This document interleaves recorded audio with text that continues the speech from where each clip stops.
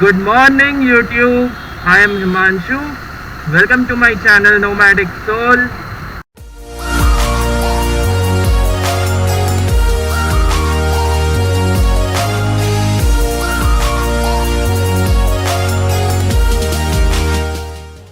Okay, lately I've been a bit irregular in uploading videos.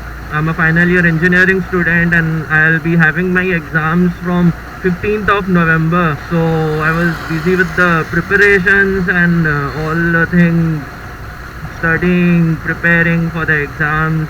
That's why I wasn't able to vlog. Even after returning from Jamshedpur, I thought to make one or two videos, but I was under so much pressure of studying that I wasn't able to even ride my bike.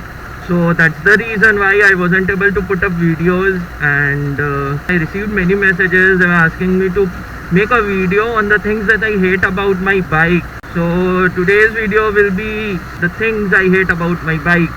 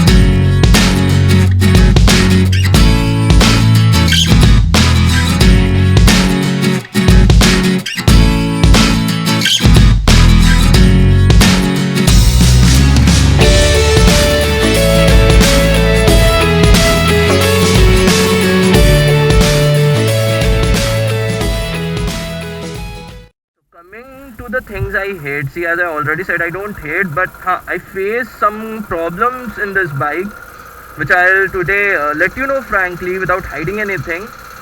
The first problem that I faced was the tires.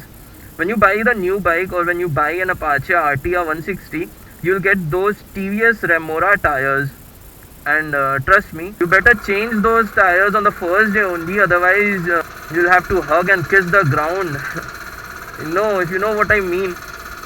So as you can see, I have changed my tires to Michelin Pilot Sporty, and the front tires are still the same because I'm not facing any kind of problem. When I had those Remora tires, no, I was like very much insecure while riding because there was always a thing in my mind that I will fall down or I'll skid. That's why I had to change it. And sachi bolu to I don't have money to change the front tires. When I'll change those two. Coming to the second point is stability. A debatable topic. Most of you would say that this is very stable. Most of you would say it's unstable. See, it depends upon the kind of riding. See, I'm basically a tourer. I do long rides. So according to me, the bike could have been more stable.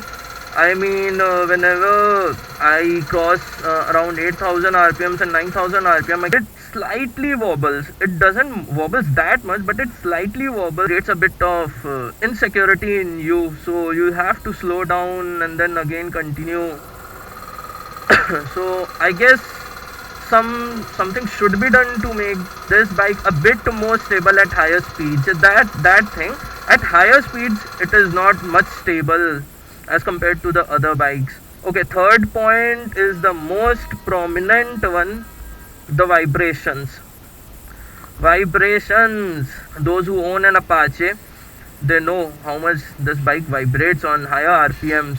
I've already searched the internet for solutions regarding those vibrations. Some say put this engine oil, some say do this, do that, and many other solutions they provided, but trust me, nothing worked for me. It still vibrates at higher RPM. I guess TVS should do something to reduce those vibrations. It's very much uncomfortable while riding when you feel those vibrations in your leg.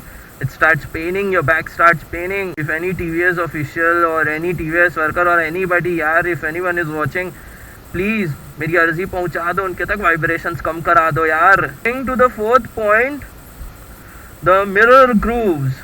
This thing, this and this. You know why I haven't put the mirrors? Because these grooves are gone. I mean, you can barely see grooves over here, but I cannot fix my mirrors over here. In this one especially, when I try to fix the mirror, I keep it rotating, and then वो फिर वैसे ही निकल जाता है. So, and if you have to change, then this whole thing would change.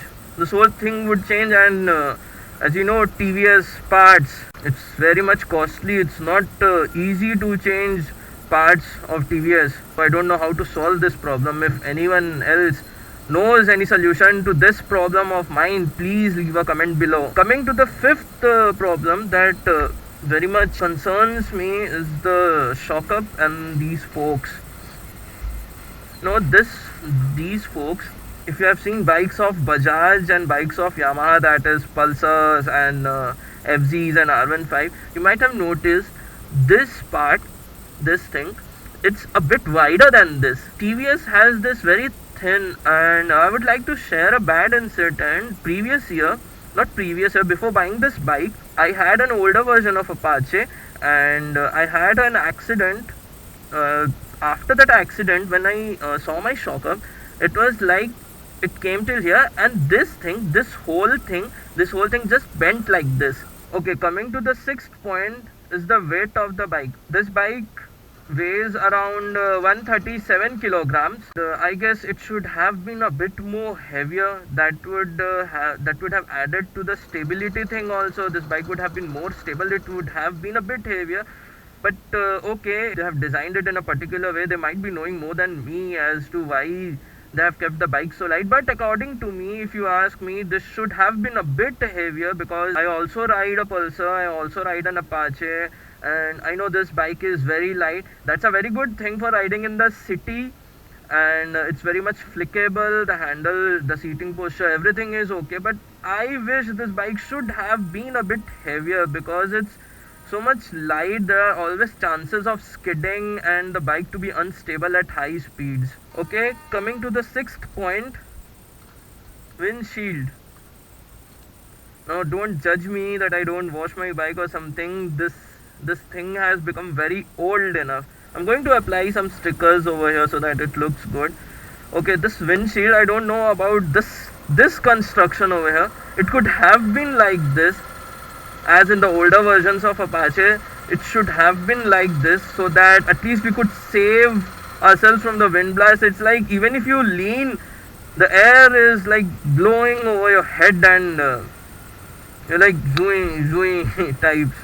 Coming to the eighth point is the heating problems. I know you have to ride every bike in a limited RPMs for optimal performance, that is between 4000 to 6000 RPM, or the economy range. Every bike has a different economy range. If you ride in that economy range, then no problems, you'll get very much good mileage, your bike will perform very well. But after that, after crossing the economy range, I face heating problems.